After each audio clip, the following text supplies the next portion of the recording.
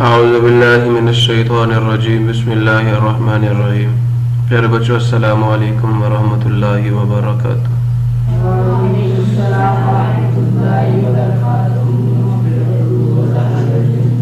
Rabbi इश्रह ली सदरी व यस्सिर ली अमरी वहलुल उक़दतम मिन लिसानी यफ़क़हू क़ौली।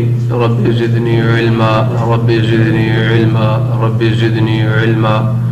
अल्लाहुम्मा इन्नी अस्अलुका इल्मन नाफ़िआ व रिज़्क़न तय्यिबा व अमलन मुतक़ब्बला।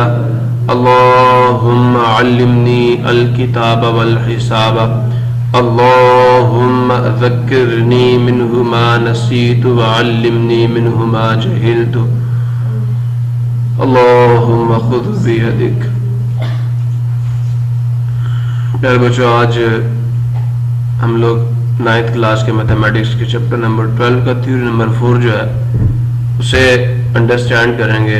ठीक है, उसके ऊपर डिस्कशन करेंगे, उसे समझेंगे वो है क्या, फिर उसको कैसे प्रूव करते हैं, उसका गिवन कैसे लिखना है, ठीक है, उसका टू प्रूफ कैसे पता करना है, सारी बातें हम डिस्कस करेंगे अभी। So let us start the work. लेकिन इससे पहले मैं कुछ बातें आपको बताना चाहता हूँ।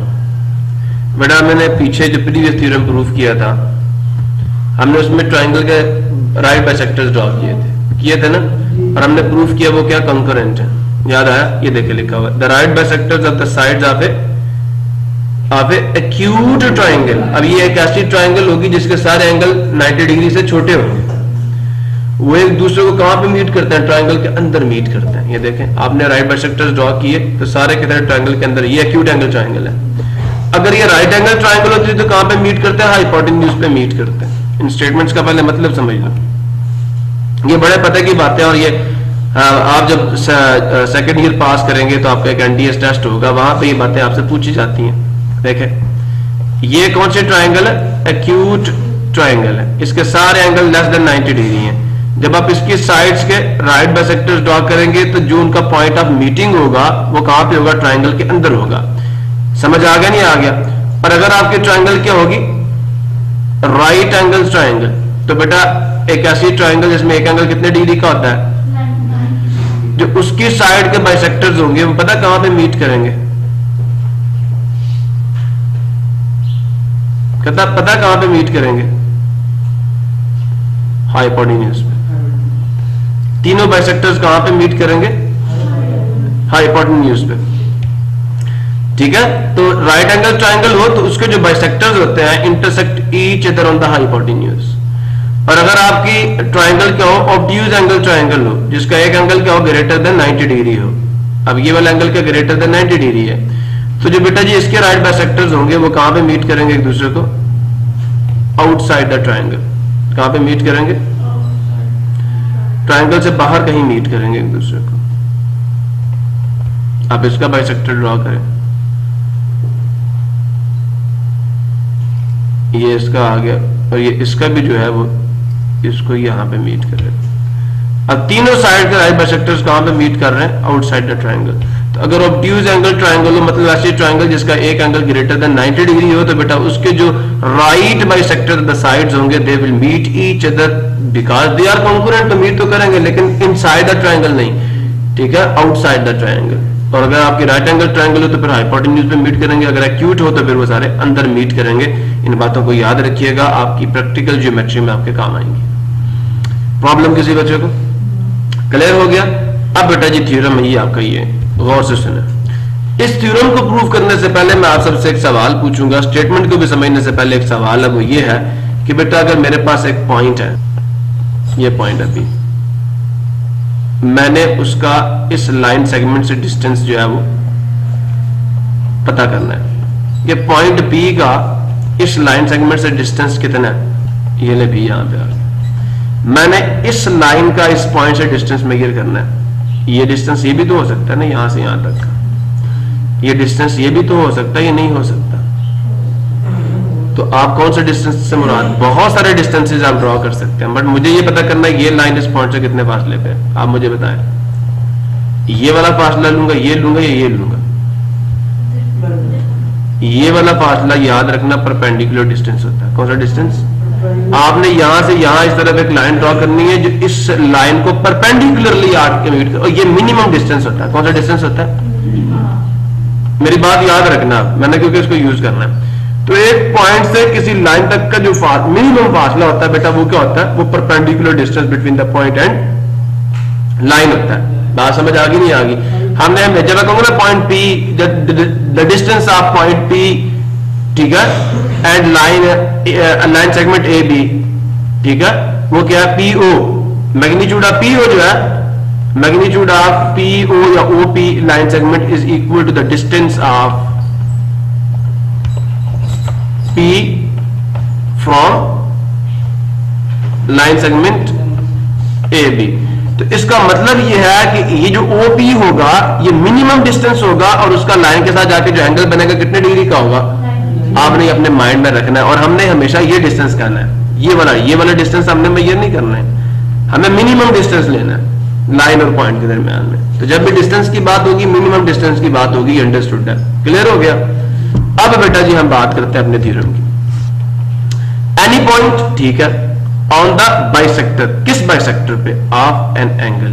अब एंगल के बाइसेक्टर की बात है, लाइन सेगमेंट के बाइसेक्टर की बात है, इसलिए राइट भी साथ नहीं डाला। बाइसेक्टर ऑफ एंगल होता है, राइट नहीं होता, ठीक है। तो बाइसेक्टर ऑफ एंगल का क्या मतलब है जी? मैंने अभी आपको पीछे उसकी मैथमेटिकल डेफिनेशन भी लिखवाई थी कि अगर एक बाइसेक्टर एंगल का, तो इसका मतलब जिन दो हिस्सों में एंगल को तोड़ेगा वो दोनों क्या होंगे?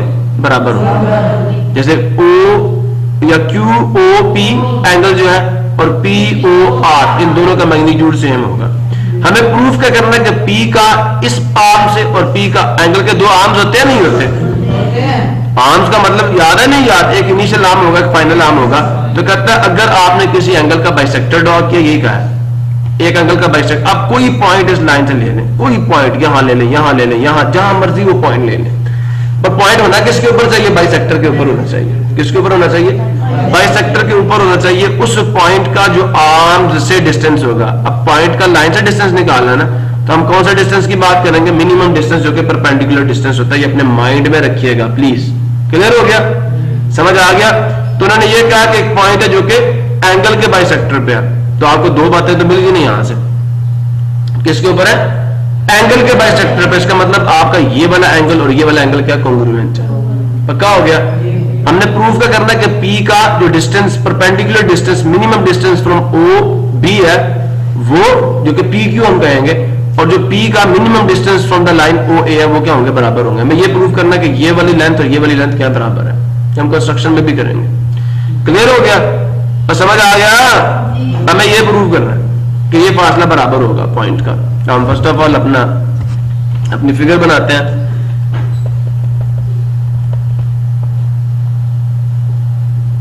ये हमारे पास एक एंगल है जी,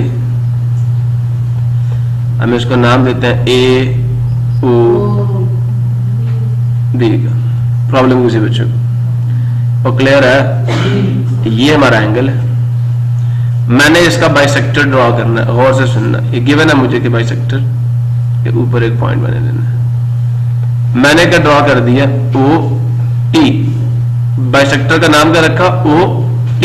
तो ये जो दो एंगल्स बनेंगे वो क्या होंगे? कॉन्ग्रुएंट होंगे। अब मैं गिवन लिखूं। गिवन क्या बेटा? P कहते हैं, तो चलो मैं P ले लेता हूं, ठीक है। तो हम कहेंगे P is a point on रे OT। OT क्या है? The OT is bisector of what angle? क्या नाम है एंगल का? AOB। ये बेटा जो स्टेटमेंट मैंने लिखी है इसका मैथमेटिक्स मुझे लिखवा दो। OT is the bisector of angle AOB। BO magnitude of angle BOP या T, जो भी कह दो। BOP is congruent to or equal to magnitude of angle POA।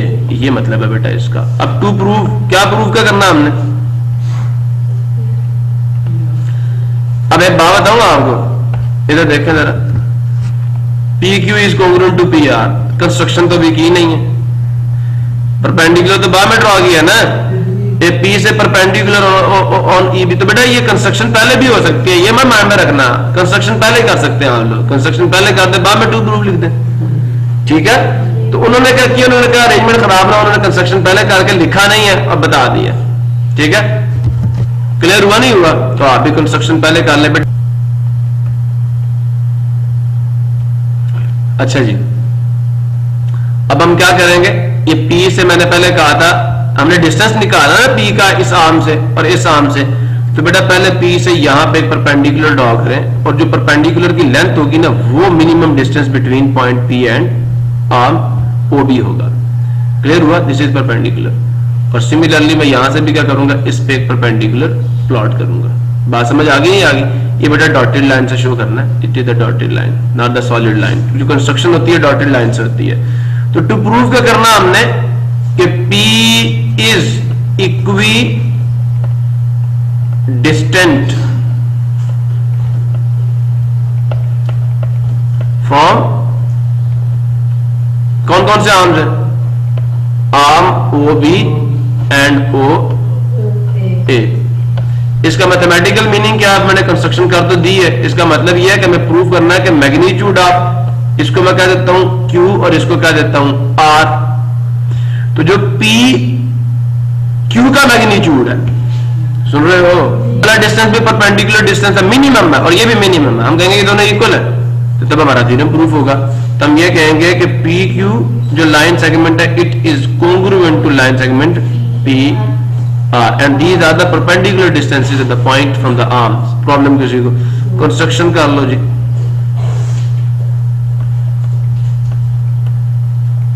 अब बेटा एक और नई चीज आप सीखेंगे यहां से, क्या कि ड्रॉ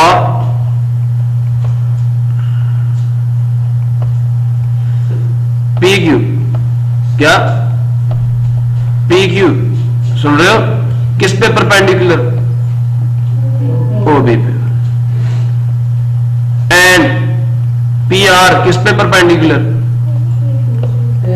ये सिंपल है कि 90 डिग्री का एंगल बनाए वहां जाके, ये लाइन PQ आप ड्रॉ कर रहे हैं ना OB के ऊपर, ये उसके साथ 90 डिग्री का एंगल बनाएगी। इसका मतलब ये है परपेंडिकुलर, इसका मतलब क्या, making an angle of 90 degree.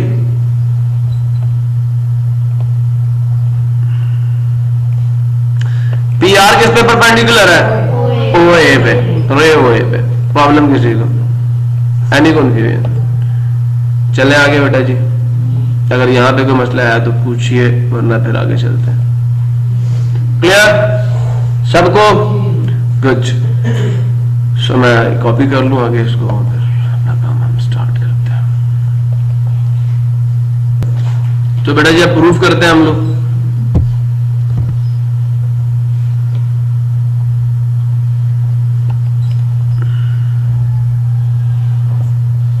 This is the figure and we are going to write the proof. We will give her the statements and the reasons.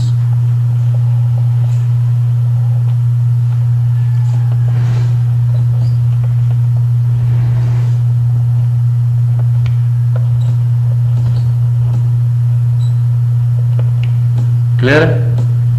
Statements में क्या लिखेंगे हम लोग, दो ट्राइंगल्स आपको नजर आ रही हैं, नजर आ रही है PQO और PRO। In the correspondence of triangles PQO with triangle PRO। अब इनमें पहली बात मुझे ये बताएं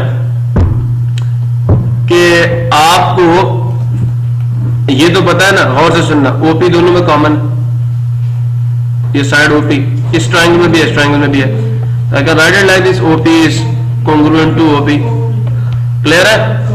this is common in both triangles. अच्छा एक और चीज कॉमन आ गया बेटा जी, आपको गिवन था कि ये वाला एंगल किसके कॉन्ग्रुएंट है, इसके कॉन्ग्रुएंट है, तो हमने कहा था बाइसेक्टर है। So therefore angle PO Q के आगे B के आगे बात एक ही है, POQ is congruent to angle PO R। Clear है? PR बेटा वर्टेक्स, तो PRO आप कहेंगे तो फिर ये नहीं चलेगा ना। अभी मैं इस एंगल की बात कर रहा हूं, इसकी, तो गिवन मतलब बाइसेक्टर है। So this is given to us. अभी हमने कंस्ट्रक्शन की थी कि ये एंगल भी 90 डिग्री का, ये भी 90 डिग्री का, परपेंडिकुलर थे ना। अब आप लिखें angle P Q O is congruent to angle P R O. अब ये राइट एंगल्स हैं, both are equal to 90 degree. ये हमारी कंस्ट्रक्शन थी। सिर्फ बेटा दिमाग में ये रखना कौन कौन सी चीजें हमने पीछे कही हैं, वो बातें यहाँ आपने, तीन बातें पूरी नहीं होगी। ये साइड है, ये एंगल है, ये एंगल है, तो लग गया पहला theorem, side angle angle side angle. ये कोरोलरी थी, उसकी मैंने प्रूफ करके दी थी आपको। दो एंगल और एक साइड कॉन्ग्रुएंट हो तो ट्रायंगल्स कॉन्ग्रुएंट होती हैं। ले जी पास्टेड लगा दिया हमने, ठीक है। तो क्या आ जाएगा, लिहाजा triangle P Q O is congruent to triangle P R O. Clear हो गया। जब ट्रायंगल्स कॉन्ग्रुएंट होगी हैं तो बेटा फिर उनकी करस्पॉन्डिंग बताएं, साइड्स कॉन्ग्रुएंट नहीं होगी तो पी क्यू क्या कॉन्ग्रुएंट नहीं होगा।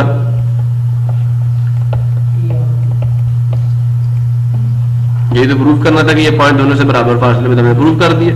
P Q is congruent to P R, यहां पर क्या लिखेंगे, कोरेस्पॉन्डिंग, क्या लिखेंगे कोरेस, हाँ जी ये साइड्स है, कोरेस्पॉन्डिंग साइड्स ऑफ कॉन्ग्रुएंट